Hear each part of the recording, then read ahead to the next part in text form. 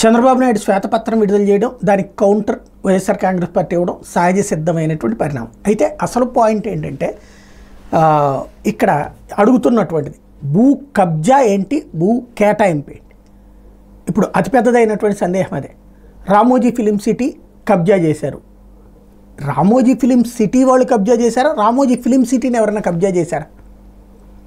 Ramoji film సిటీకి కొండ మీద భూమి ఇచ్చింది తెలుగుదేశం అయ్యా.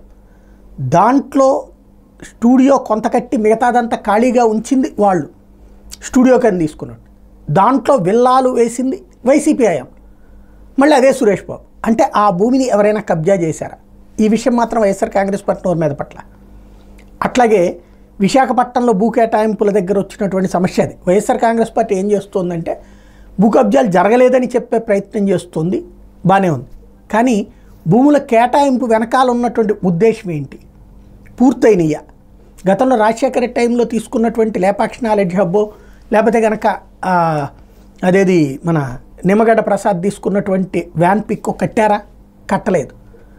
అదే తెలుగుదేశం హయాంలో తీసుకున్నటువంటి వాటిలో నిర్మాణాలు జరిగినాయి. అది కుంభకోణం అని చెప్పినటువంటి వాళ్ళు వీళ్ళు ఆ కుంభకోణానికి సంబంధించి మాట్లాడారు. అయితే స్థలాలకి సంబంధించి మాత్రం ఏదైతే అనవసరమైనటువంటి స్టేట్మెంట్లు మాత్రం ఋషికొండ గురించి మాట్లాడుతున్నారు. ఋషికొండలో కట్టింది అద్భుతమైన కట్టడం, అది కబ్జా అని చెప్పడం అంటది అరాచకం.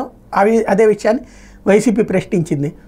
అదే సందర్భంలో ప్రభుత్వ కార్యాలయ పార్టీ కార్యాలయాలు అన్నటువంటిది అక్రమం అని చెప్తున్నారు. మరి తెలుగుదేశం ఎట్లా కట్టింది అన్నటువంటి విషయాన్ని ప్రశ్నించింది.